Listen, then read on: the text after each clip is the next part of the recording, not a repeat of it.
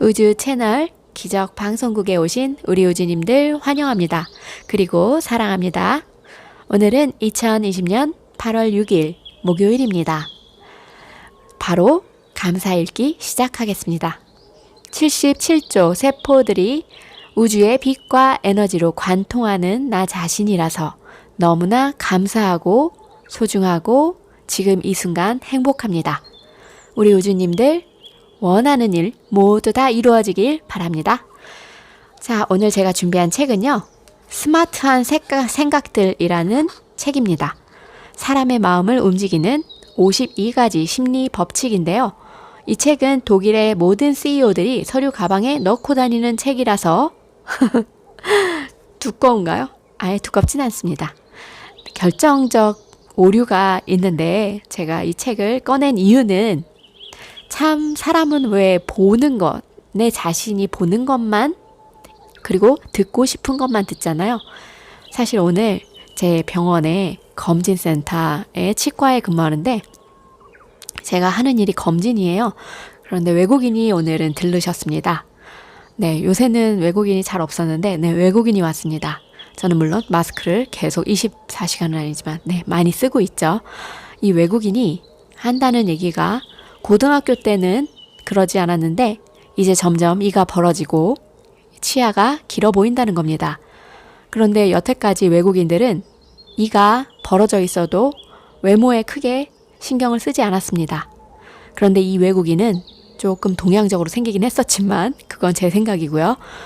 굉장히 그거에 불편함을 호소하더라고요. 하지만 정말 도와주고 싶었지만 이분이 거제도에 계셨기 때문에 사실 치과나 치과는 좀 더 그게 좀 두드러져요. 병원마다 닥터들의 진단이 달라지고 방법도 많이 다릅니다.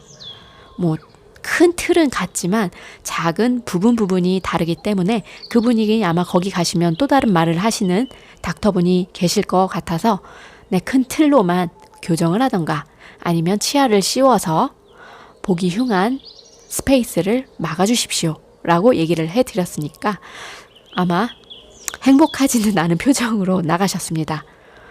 왜? 원인을 규명을 하지 않았기 때문에.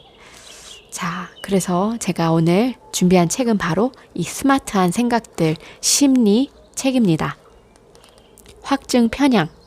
보고 싶은 것만 보고 믿고 싶은 것만 믿는 우리. 게러는 몸무게를 줄이고 결심했습니다. 그리고 다이어트를 시작했네요.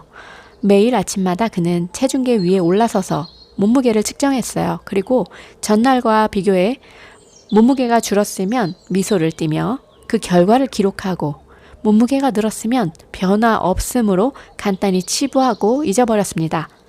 그래서 그는 몇 달 동안 자신의 다이어트가 그런대로 성공적이라는 환상에 빠졌습니다. 몸무게는 예전 그대로 머물러 있는데도 긍정적인 결과만 기억하기 때문에 다이어트에 성공할 거라는 확증 편향에 빠진 겁니다. 확증 편향이란 새로운 정보들이 우리가 갖고 있는 기존의 이론이나 세계관 그리고 확신하고 있는 정보들과 모순되지 않는다고 보는 경향입니다. 이것은 모든 생각의 오류들의 아버지입니다. 다시 말해 확증 편향에 빠지면 우리가 알고 있는 기존의 지식과 모순되는 새로운 정보들, 일명 확인되지 않는 증거라고 불리는 받아들이지 않고 걸러내게 됩니다. 작가 올더스 헉슬리, 그분은 기존의 사실들을 무시한다고 해서 그것들의 존재가 사라지는 것은 아니다 라고 말했습니다. 워렌 버핏도 사람들이 가장 잘하는 것은 기존의 견해들이 온전하게 유지되도록 새로운 정보를 걸러내는 일이다 라고 강조했어요. 워렌 버핏이 그처럼 성공적으로 투자할 수 있었던 것은 확증 편향의 위험을 인식하고 끊임없이 자신의 생각을 혁신하려고 노력했기 때문입니다. 그러나 수많은 경고의 말에도 불구하고 우리는 자연스럽게 새로운 정보들을 배제합니다. 특히 경제계에서는 확증 편향이 맹렬하게 위세를 떨치고 있습니다. 예를 들어 어느 회사의 이사회에서 새로운 성장 전략을 추진하기로 결정했다고 합시다. 그러면 이유로는 그 전략이 성공적일 것인가? 그 근거만 차고 넘칠 정도로 많아 보이는데, 그리고 모든 징후는 전략의 성공을 뒷받침하는 낙관적인 것으로 찬사를 받습니다. 그와 반대되는 상황, 증거들은 전혀 눈에 띄지 않으며 혹시 발견되더라도 특수한 경우 또는 결코 통제할 수 없는 천재지변으로 무시되고 맙니다.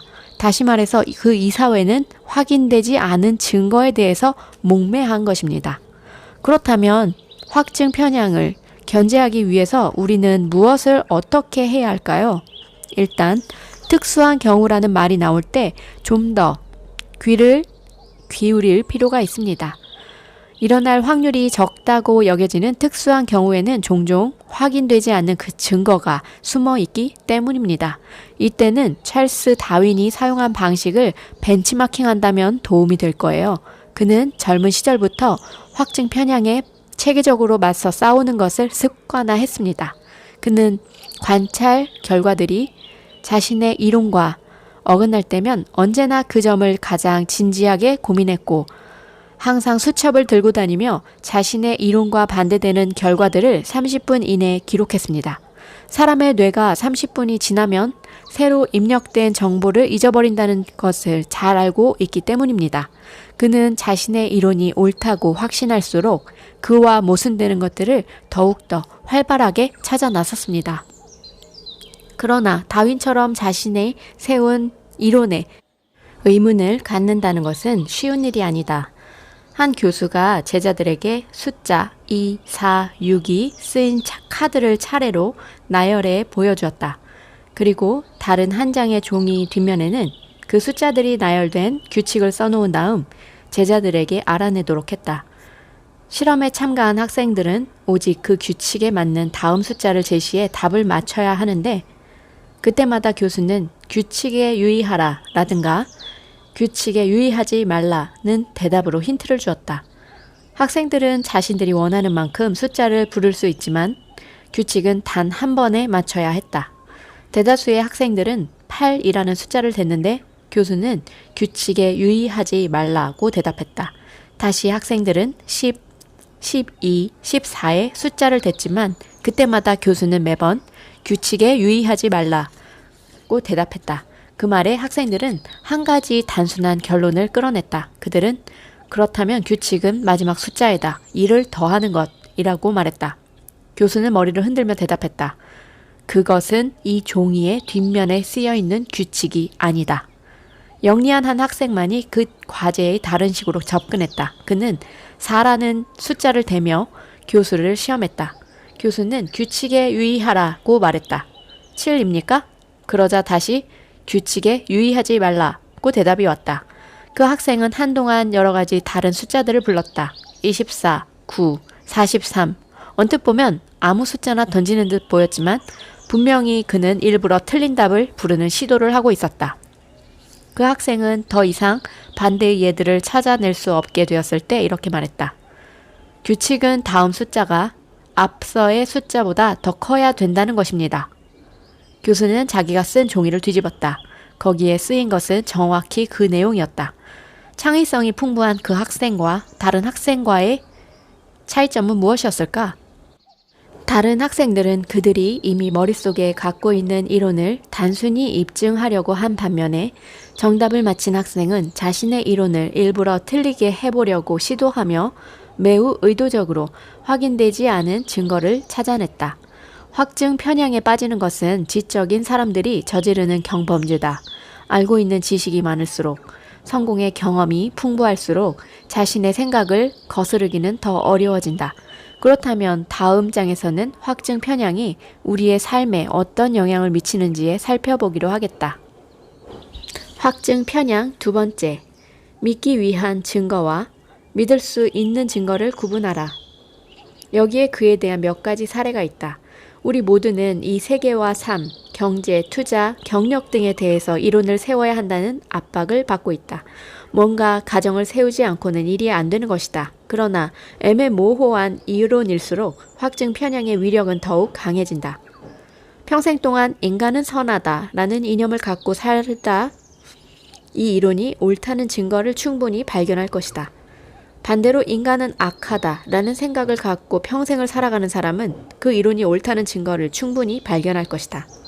박애주의자이든 인간 혐오자이든 확인되지 않은 증거를 걸러내고 대신 자신들의 세계관을 입증해주는 수많은 증거만을 간직할 것이다.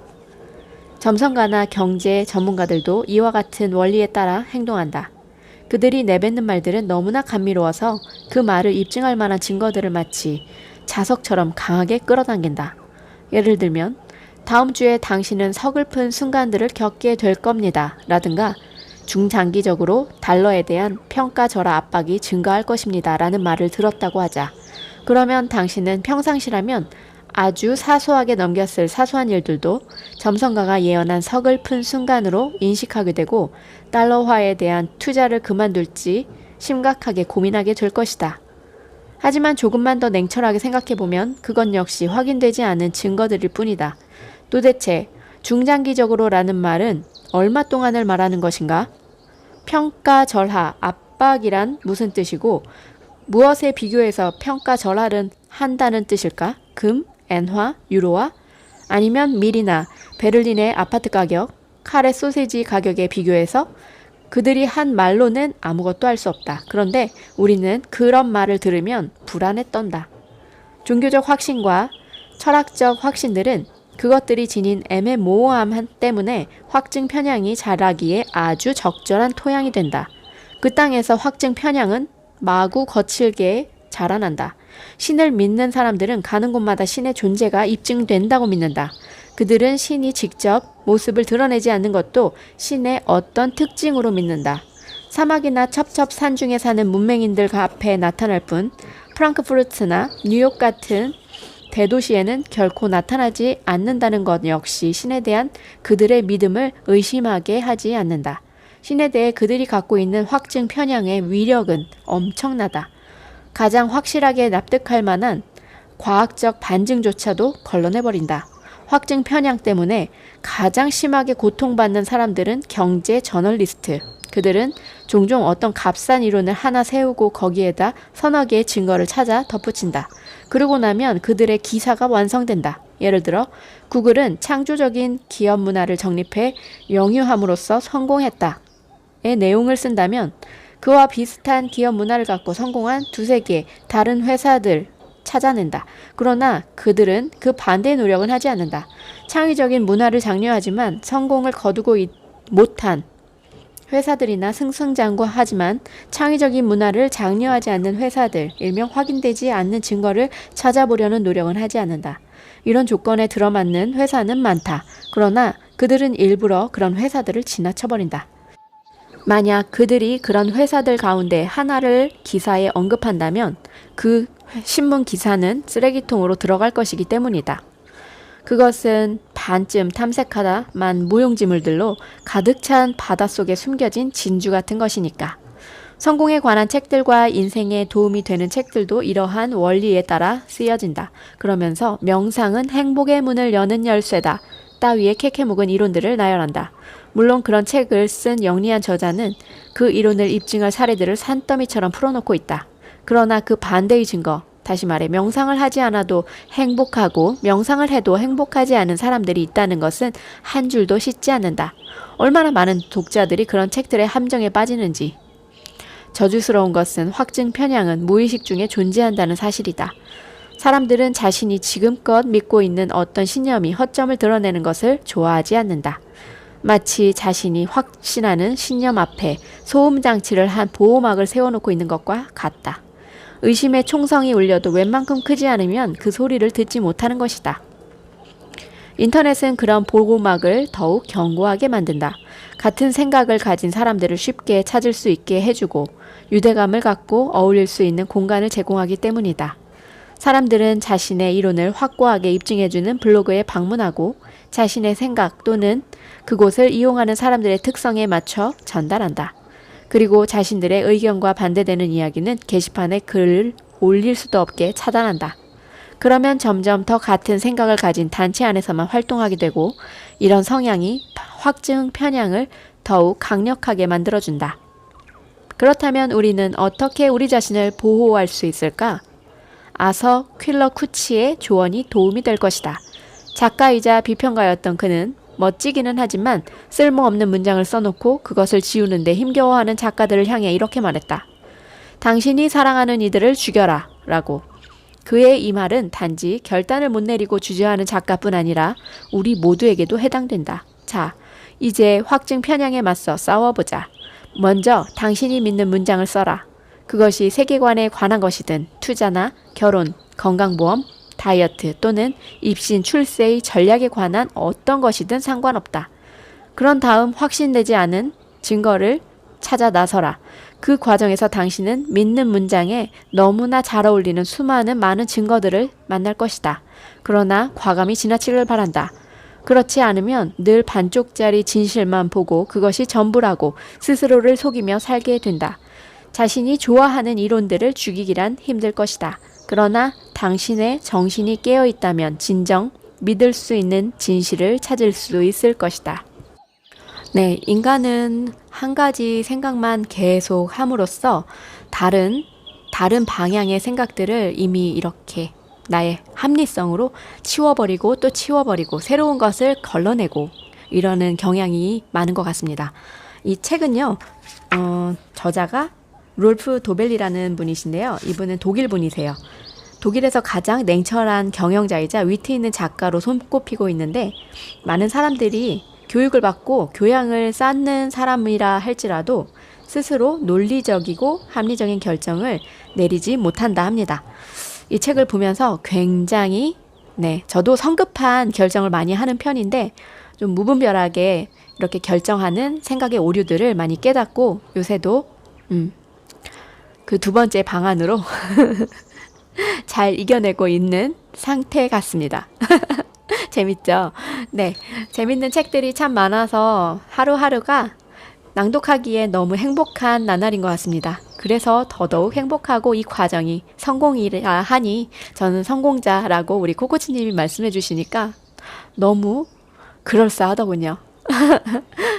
네, 우리 우주님들 오늘도 저의 낭독 잘 들어주셔서 너무나 감사드리고 우리 우주님들 한 분 한 분 찾아가겠습니다.